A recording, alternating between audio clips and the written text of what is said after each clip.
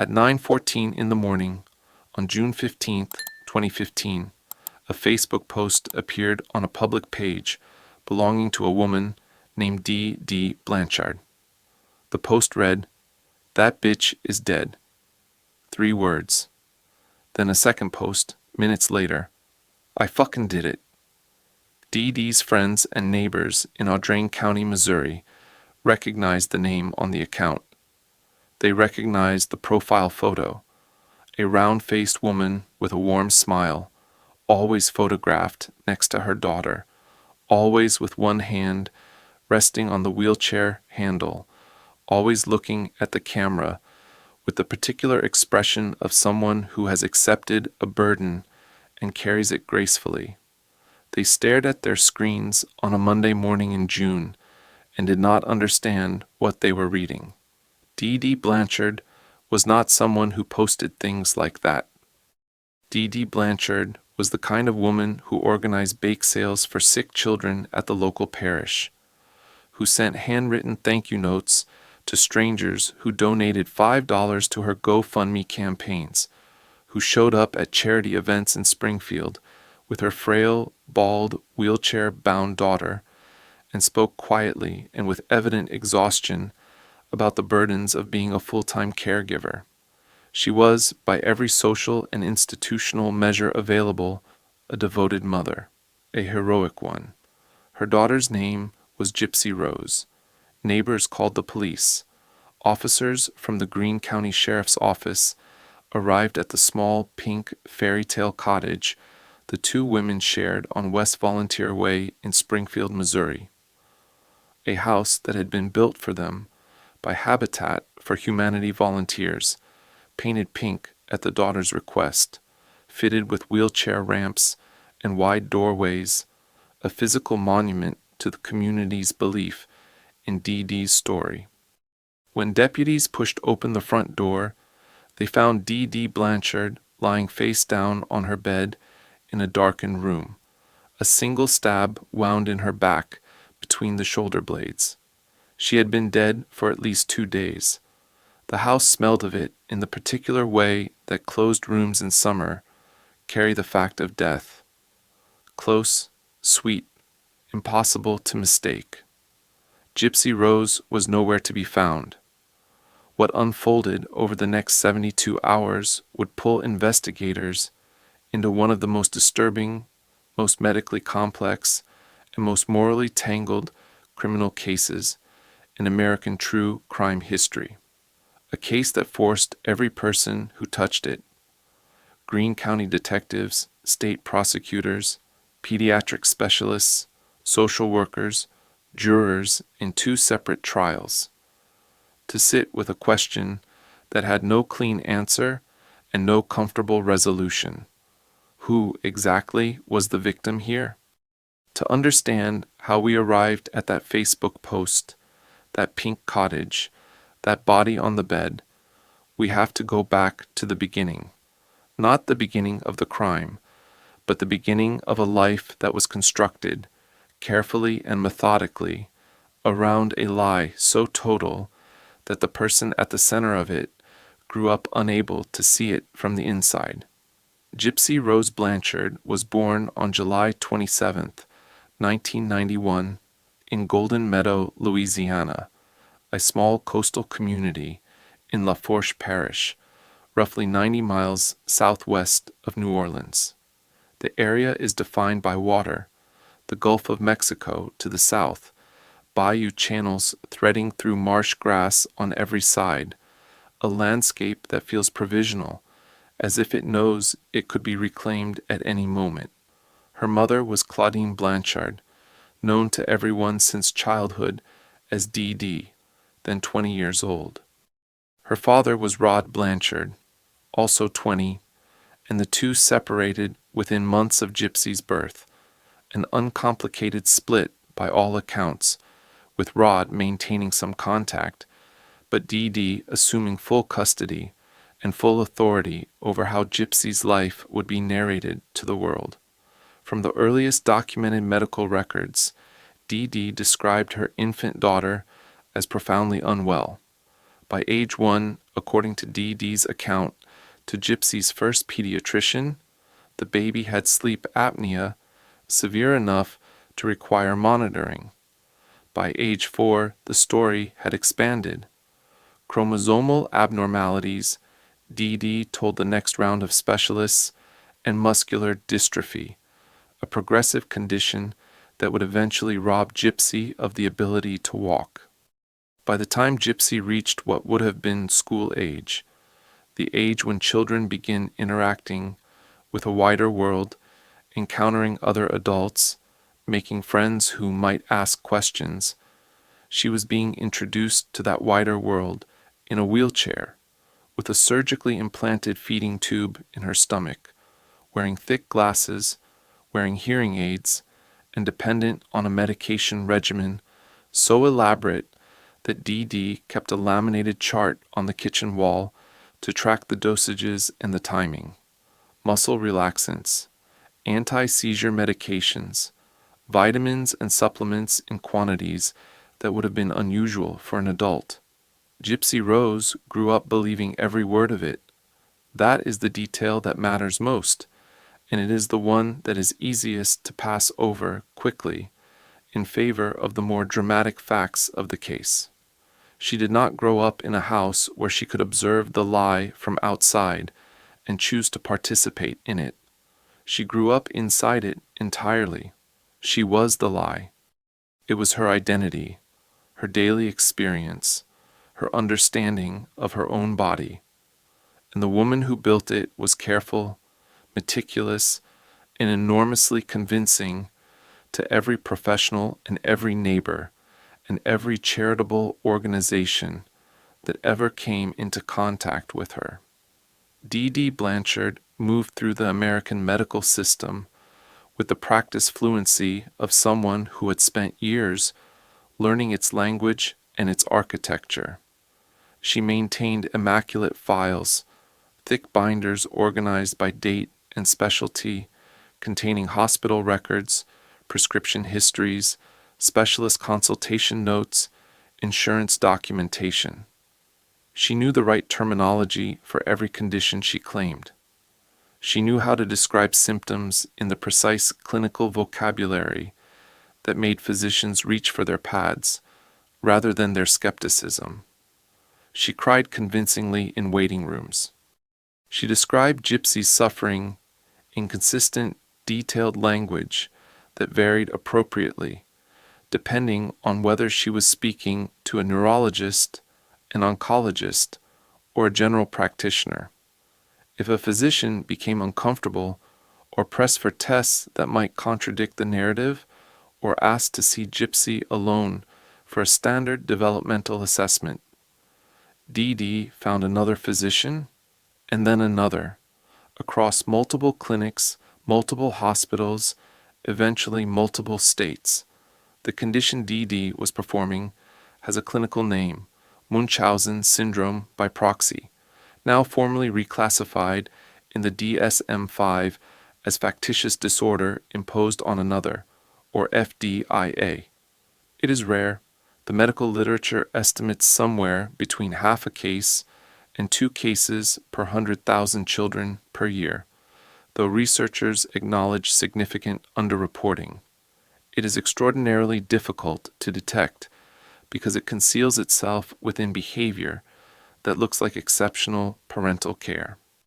A mother who brings her child to every appointment, who tracks every symptom, who researches every condition, who advocates loudly and persistently for her child's medical needs.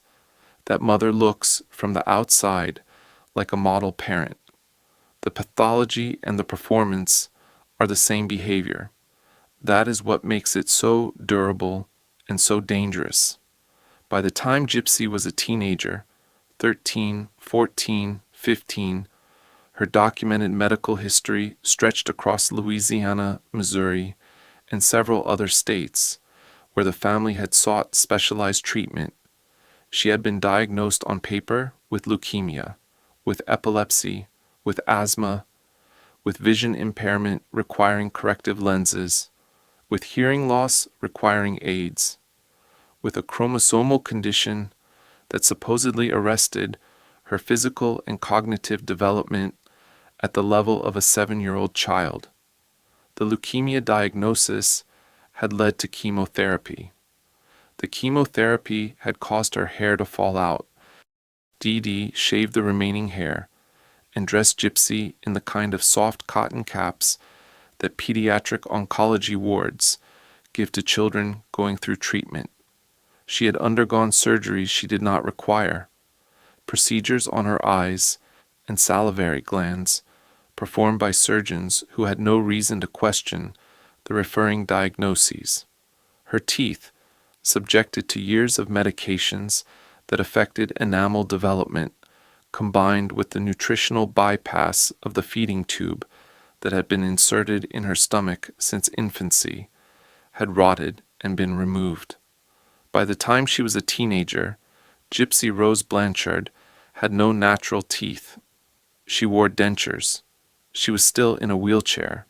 She was still connected, during meals, to a tube that fed liquid nutrition directly into her stomach. She had never attended a regular school. She had never had an unsupervised conversation with a pediatrician. She had no friends her own age. Her entire social world, from birth through young adulthood, was her mother. But Gypsy Rose Blanchard was not cognitively delayed. She was not intellectually impaired in any way that came close to matching Dee Dee's descriptions. She was, by every account, from people who eventually got to speak with her freely and without her mother present, investigators, attorneys, journalists who interviewed her years later, sharp, curious, emotionally sophisticated, and capable of a degree of self-analysis that takes most people decades of ordinary life experience to develop. She had been denied those decades of ordinary experience. She had developed the analytical capacity anyway, quietly, in the only private space she was allowed to have, her own mind.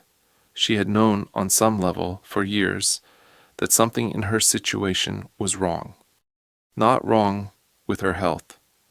She had been trained to believe in her health problems the way children are trained to believe in anything foundational, through constant repetition, through the absolute authority of the parent, through the total absence of any competing information or perspective. She had no baseline for comparison. What she sensed was a different kind of wrongness, a feeling that the story she was living in had edges, that certain questions, if she pushed on them, produced reactions in her mother that were disproportionate, sharp, and sometimes frightening, that the world Dee Dee described, where Gypsy was fragile, where Gypsy could not walk, where Gypsy needed her mother to survive, pressed against something in her body's own knowledge of itself that she had no language for yet. Around 2011, when Gypsy was approximately 19 years old, though presenting to the world as a girl of roughly 14, in keeping with the developmental freeze Dee Dee had constructed, she discovered the internet in a meaningful way. Dee Dee controlled the household's internet access and had restricted it carefully. But Dee Dee was not technically sophisticated, and Gypsy was patient and observant. Under usernames her mother had no knowledge of, using access she carved out during the margins of time when Dee Dee was occupied elsewhere, Gypsy began exploring the world that had always been sealed away from her. She read, she joined online forums, she explored, and in 2012, at the age of 21, again presenting publicly as several years younger, she created a profile on a dating website and connected with a man named Nicholas Godejohn. Nick Godejohn was 23 years old at the time, living in Big Bend, Wisconsin, a small community in Waukesha County, a suburb-adjacent area outside Milwaukee. He had a complicated personal history, diagnosed with autism spectrum disorder, with a documented record of impulsive behavior, including an indecent exposure incident at a McDonald's in 2011 for which he had received a citation. He was a man who struggled to read social situations, who had found community in online spaces, who expressed himself in text with an earnestness and an emotional directness that Gypsy later described as the thing she responded to first.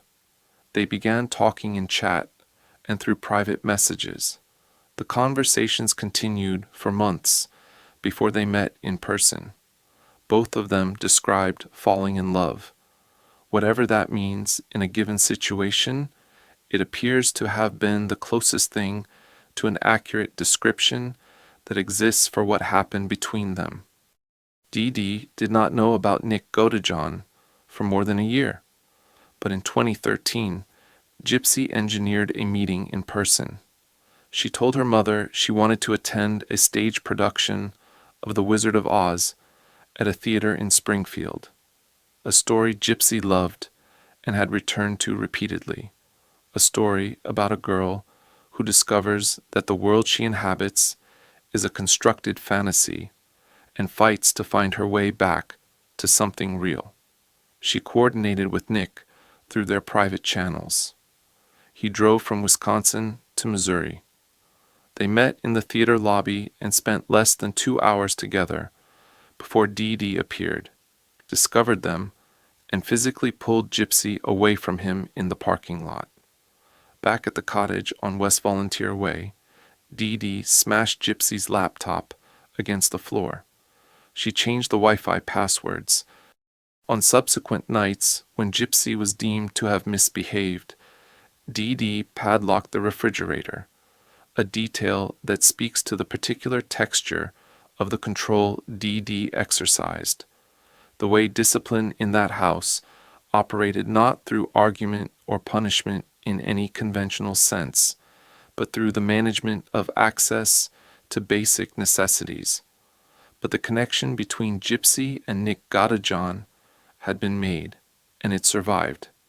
Gypsy kept a cell phone hidden from her mother, tucked in a folded blanket at the bottom of a closet, charged during windows when Dee Dee was asleep. Through it, she and Nick maintained their relationship. They talked about what a future together might look like. And somewhere in those conversations, exactly when the subject first arose, exactly how deliberately it was introduced, and by whom, is a matter that both of them have described differently at different points, and that remains genuinely contested in the legal record. They began to talk about Dee Dee Blanchard and what it would take to get Gypsy free of her. By this point, Gypsy had tested the edges of her captivity in concrete, methodical ways. She had stood up from her wheelchair when alone in the house and walked from room to room on legs that worked perfectly. She had eaten food that Dee Dee's nutritional rules forbade, solid food, food that proved her stomach and her digestion functioned without any assistance from a tube. She had, piece by piece, gathered evidence against the story she had been told about herself.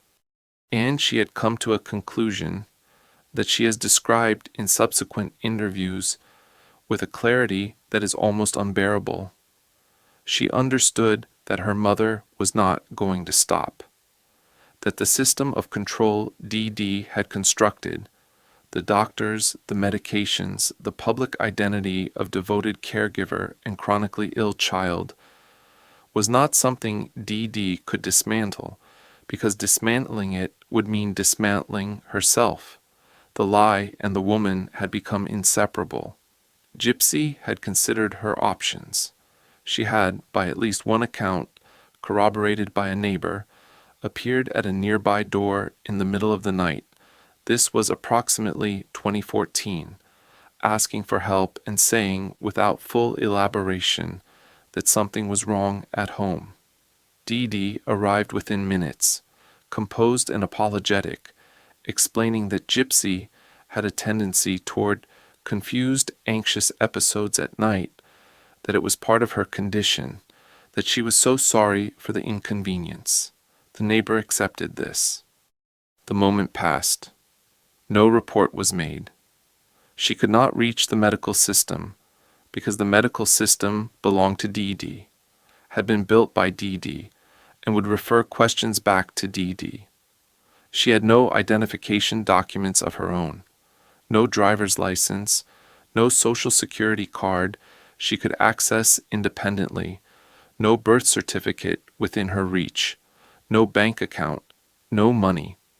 The mechanisms of legal personhood, of the kind that would have allowed her to present herself to an authority and say, "I am an adult, I need help, please investigate this situation." Dee Dee had ensured those mechanisms did not exist for Gypsy. On the night of June 14th, 2015, Nicholas Godejohn left Big Bend, Wisconsin, and drove approximately 6 hours south on Interstate 90 and then west on Interstate 44, arriving in Springfield, Missouri, in the early hours of the following morning. Gypsy had told him what to bring. She had told him how to enter the house.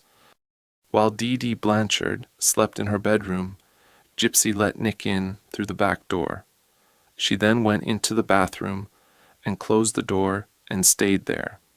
Nick Godejohn entered Dee Dee's bedroom. He stabbed her once, deeply, between the shoulder blades with a large kitchen knife. He then came out of the room and spoke to Gypsy through the closed bathroom door and told her it was done. The two of them left the house together. They drove north through the night, back toward Wisconsin, and checked into a motel in Turnpike near Big Bend. They had sex. They ordered fast food. They watched television. The next morning, Gypsy logged into her mother's Facebook account and typed what she typed. Those posts, those two brief, profane, unambiguous announcements, were not the product of panic or impaired judgment. Investigators who later reviewed the timeline noted that Gypsy had had approximately 14 hours between leaving Springfield and posting from the motel. The posts were deliberate. They were, in the reading of multiple people who worked on the case, a summons. As if, having finally done the thing that could not be undone, Gypsy Rose Blanchard needed someone to come and find her, needed someone to finally look at what had been happening in that pink house on West Volunteer Way and see it whole. Friends who saw the posts immediately recognized something was catastrophically wrong. By midday on June 15th, the Greene County Sheriff's Office had deployed deputies to the Springfield address. They found Dee Dee. They secured the scene. They began simultaneously the twin inquiries that would define the case. Who killed Dee Dee Blanchard, and who, actually, medically, legally, was Dee Dee Blanchard's daughter? The digital trail from the Facebook post led investigators to an IP address in Wisconsin within 24 hours. Officers from the Waukesha County Sheriff's Department located Nicholas Godejohn and Gypsy Rose Blanchard at the motel on the evening of June 16th, approximately 56 hours after the posts had gone live. When deputies entered the room, Gypsy was sitting on the edge of the bed. She was eating from a fast food bag. She was using her legs. She had no medical equipment with her. No wheelchair, no feeding tube, no oxygen supply, no medications. She looked to the officers who entered that room, like a healthy young woman in her 20s. She was cooperative from the first moment. She confirmed her name without being asked twice. She said she was from Springfield. She said she knew what had happened to her mother. She was 23 years old. She had, that night, for the first time in her life, no performance to maintain. What the Greene County Sheriff's Office encountered when they began pulling back the layers of Dee Dee Blanchard's medical architecture was something that took weeks to fully map. They brought in pediatric specialists, internal medicine consultants, and a neurologist to review every document in those thick binders Dee Dee had kept so carefully. The question those experts were asked to answer had immediate and direct bearing on the criminal case being built. Was Gypsy Rose Blanchard actually ill in the ways her mother had claimed? The answer, delivered across a series of medical reports over the weeks that followed, was unambiguous. No, not in any of the ways Dee Dee had described over more than 2 decades of documented medical history. Gypsy Rose did not have muscular dystrophy. She did not have the chromosomal condition that was supposed to have frozen her development at the level of a child. She did not have leukemia, had never had leukemia. The chemotherapy she had undergone, which had caused her hair to fall out, which had made her a poster child for pediatric cancer at charity events and church fundraisers, had been administered for a disease she did not have. The feeding tube inserted in her stomach when she was an infant and maintained for more than 20 years had been medically unnecessary from the day it was placed. The wheelchair had been unnecessary. The surgeries on her eyes and salivary glands, procedures performed by qualified surgeons operating on falsified referral diagnoses, had been unnecessary. The medications, some of them powerful compounds with significant physiological side effects, had been unnecessary. The medical review found that Gypsy Rose did have one real condition, a mild intellectual disability, present and genuine, but so far from the severity, Dee Dee had claimed that the gap between the description and the reality was itself a measure of the scale of the deception. She also had the accumulated physical damage of a childhood spent in unnecessary medical intervention, missing teeth, compromised nutrition, the conditioned helplessness of a person who had been systematically taught that her body could not function without external management. Those were real. Those were Dee Dee's work. The Greene County investigators, working parallel to the medical review, began pulling on the thread of Dee Dee's own history. What they found in consultation with records from Louisiana and in interviews with people who had known Dee Dee in her early years as a mother added a layer of context that neither simplified nor excused what she had done, but made it comprehensible in the way that the worst human behavior sometimes does if you're willing to trace it back far enough. Dee Dee had grown up in a household in Chackbay, Louisiana, marked by documented allegations of neglect and instability. People who knew her family in those years described a pattern. Small children in her orbit who were frequently ill, illnesses that seemed to resolve when the care environment changed. Her own mother, Gypsy's maternal grandmother, died under circumstances that were later quietly flagged in a retrospective review as potentially warning more scrutiny than they had received. Nothing was ever formally pursued. Dee Dee Blanchard had learned, somewhere in a childhood that also appears to have included its own forms of damage and disorder, that illness was a currency, that a sick child produced attention, resources, compassion, money, community, and a social identity that could not easily be challenged. She had refined that understanding over 20 years and deployed it with a consistency and a sophistication that fooled every institution and every individual she ever encountered, except one. A pediatric physician in Louisiana. The records indicate this occurred when Gypsy was approximately 8 years old, around 1999, had flagged concerns in internal documentation. This physician had noted behavioral patterns in Dee Dee that were consistent with factitious disorder, had recommended a formal evaluation, had begun the process of raising a formal concern through the appropriate channels. Within weeks of that flag being raised, Dee Dee Blanchard packed up the house in Louisiana and relocated with Gypsy to Missouri. The flag was never followed up across state lines. The records did not transfer in any way that preserved the concern. In the new state, in the new medical system, Dee Dee Blanchard presented her binders, described her daughter's conditions in precise and sympathetic detail, and started over. The failure was not a single person's failure. It was structural. It was the gap between systems that were not designed to communicate with each other, about patients who moved between them.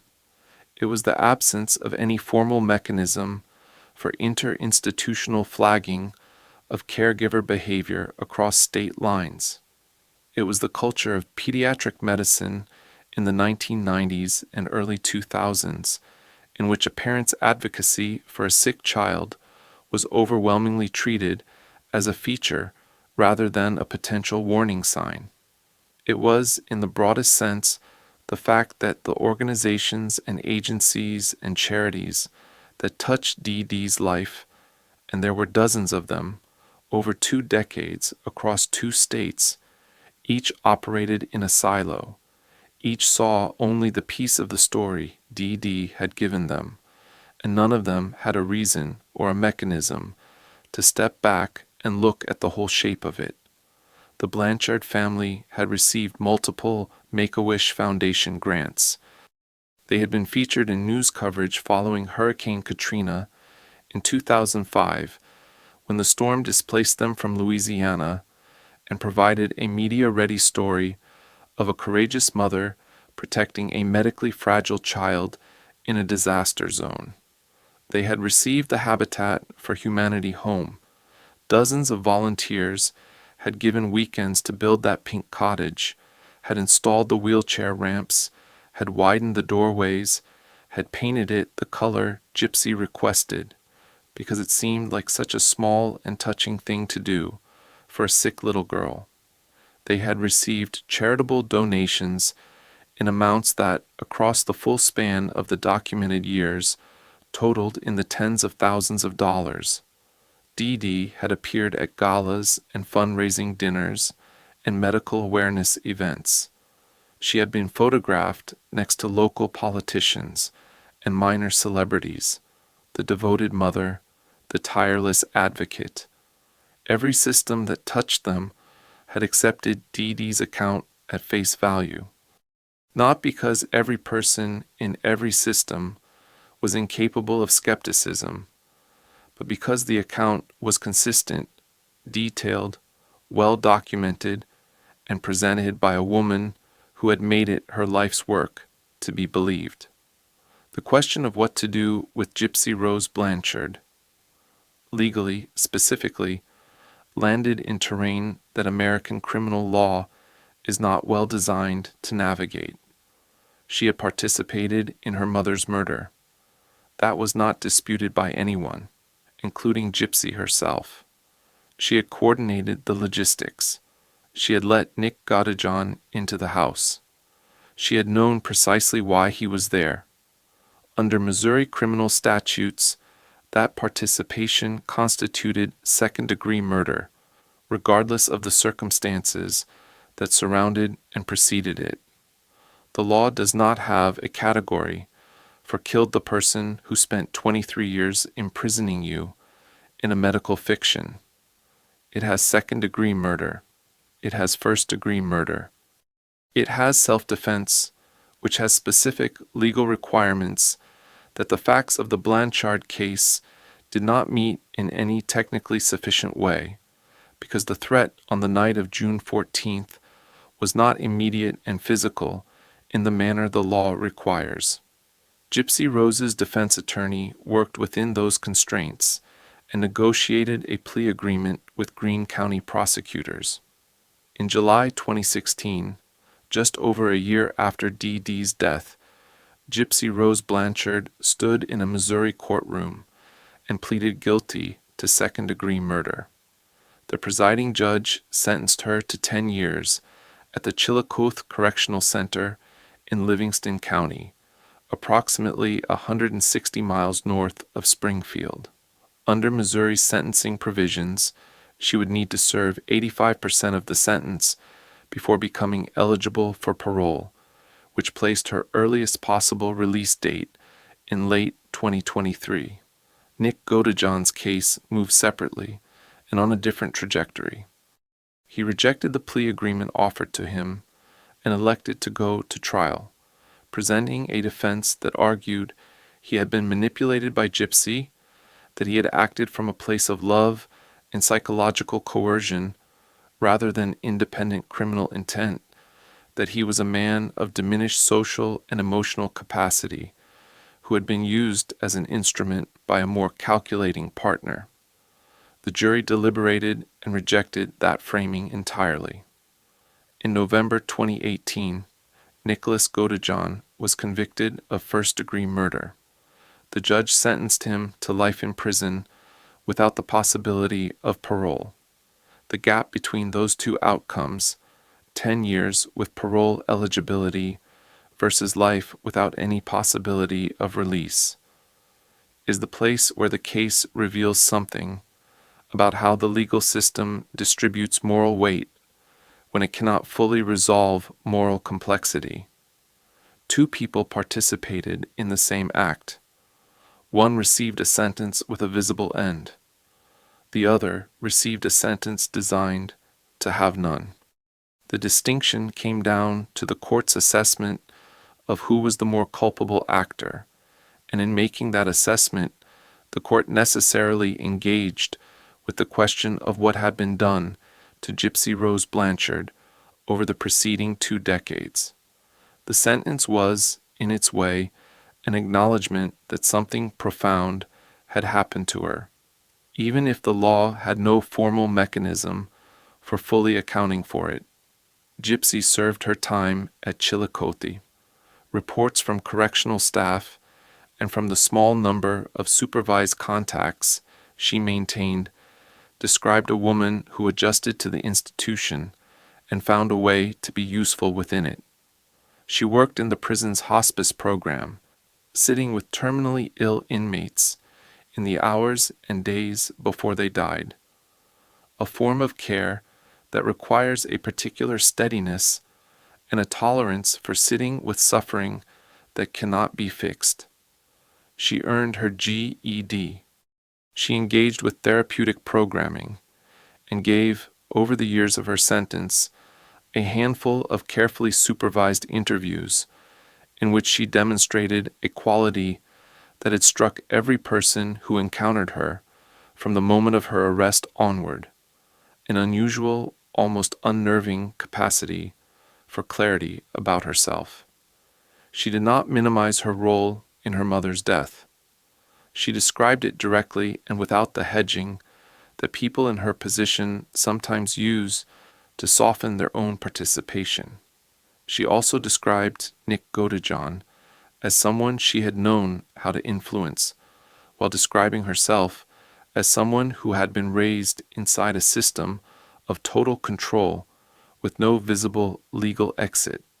She held both of those things simultaneously and spoke about them without apparent contradiction. That kind of dual self-awareness, the capacity to see oneself as both agent and object, perpetrator and survivor, without collapsing either truth into the other, is not something most people develop.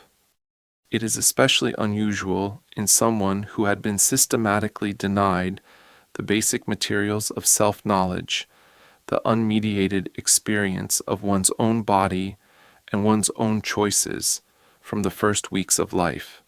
Gypsy Rose Blanchard was granted parole in December 2023, having served approximately 7 years and 4 months of her 10-year sentence.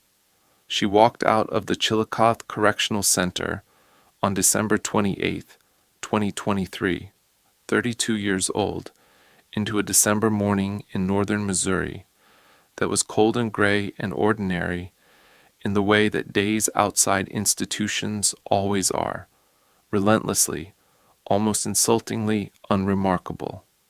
She had entered the institution at 25, still carrying the physical and psychological vocabulary of the life Dee Dee had built for her. She walked out into a world she had spent most of her life being sealed away from, carrying identification documents in her own name, on her own legs, with no one managing her medication chart. The public attention surrounding her release was extraordinary. Driven in part by the act, the Hulu limited series, starring Joey King as Gypsy and Patricia Arquette as Dee Dee, that had debuted in March 2019 and had introduced the case to an audience that had not followed the original news coverage. That series, along with a documentary and a sustained wave of podcast coverage, had made the Blanchard case one of the most widely discussed true crime stories of the preceding decade. When Gypsy walked out of Chillicothe, there were cameras waiting. She gave interviews. She spoke about her plans and her understanding of her past with the same clarity that had characterized every public statement she had made since the night she was found in a motel room in Wisconsin, eating fast food next to the man who had killed her mother. She had married during her incarceration, a man she met through a prison pen pal program. She spoke about building an ordinary life, the kind of life she had been prevented from having any access to for the first 23 years of her existence. What an ordinary life looks like for someone who learned to walk not by taking first steps, but by walking secretly across the floors of a house while her captor slept. That is not a question with a ready answer. It is the kind of question that stays open. Dee Dee Blanchard was, by every available account, a deeply damaged person who inflicted enormous harm on a child. She also, by some accounts that knew her, genuinely loved, in whatever distorted form of love her psychology permitted. She was a victim of something, somewhere in her own history, a history that also involved neglect, instability, and at least one suspicious death that was never fully investigated. She was also the architect of a 23-year campaign of medical abuse against a person who trusted her with the absolute trust that children extend to parents before they have any reason not to. She died by violence at the hands of two people, one of whom she had spent 2 decades constructing to be incapable of surviving without her. The moral accounting on that is not simple. It is not made simpler by sympathy for Gypsy or by anger at Dee Dee or by both at once. Anyone who tells you the ledger balances neatly has decided what they want the story to mean before they finished reading it. The institutions that enabled this, the medical system, the child welfare infrastructure, the charitable apparatus, the interstate information architecture that had no mechanism for connecting a flag raised in Louisiana in 1999 to a family now receiving care in Missouri. Those institutions have not substantially reformed in the decade since the Blanchard case became public. Factitious disorder, imposed on another, remains among the most difficult diagnoses to detect and prosecute in clinical medicine. The barriers to cross-institutional information sharing that allowed Dee Dee to reset the record every time she moved remain largely in place. The charitable organizations that provided financial support and public validation to Dee Dee's narrative, and in doing so, materially extended the duration of what was being done to Gypsy, have no formal retrospective review process for cases that later turn out to have been fraudulent. These are structural problems. They existed before Dee Dee Blanchard, and they exist after her. And Nick Godejohn is in a Missouri correctional facility, serving life without parole. He will not walk out the way Gypsy did. Whatever the actual geometry of the relationship between them, whatever the real distribution of manipulation and genuine feeling and coercion and independent choice that existed in those years of secret phone calls and hidden messages and plans made in the dark, the legal system assigned him the full terminal weight of the outcome. Whether that represents justice or whether it represents something more like the legal system's need to locate the maximum culpability, somewhere when the full situation resists clean moral sorting, is a question the record does not resolve. The pink cottage on West Volunteer Way in Springfield, Missouri, the Habitat for Humanity house, the Fairy Tale house, the house built by volunteers on weekends who believed they were giving a family a foundation, was eventually demolished. The lot sits empty. The wheelchair ramps are gone. The wide doorways fitted to accommodate a chair that was never medically necessary are gone. The paint, that particular pink that Gypsy had asked for as a child because it was the color of something from a story, is gone. Gypsy Rose knows the house is gone. She has been asked about it in interviews. She does not appear to feel sentimental about it. That absence of sentiment, that flat, clear acknowledgement that the house was a prop in someone else's story and that its disappearance changes nothing about what happened inside it, may be the most honest single fact in the entire case. If this one stayed with you, the question of how a constructed world can be so complete that the person living inside it cannot see its walls, there is another case on this channel that works the same way. The same failure of institutions, the same slow accumulation of harm that looked from every external angle like care. It's waiting for you next.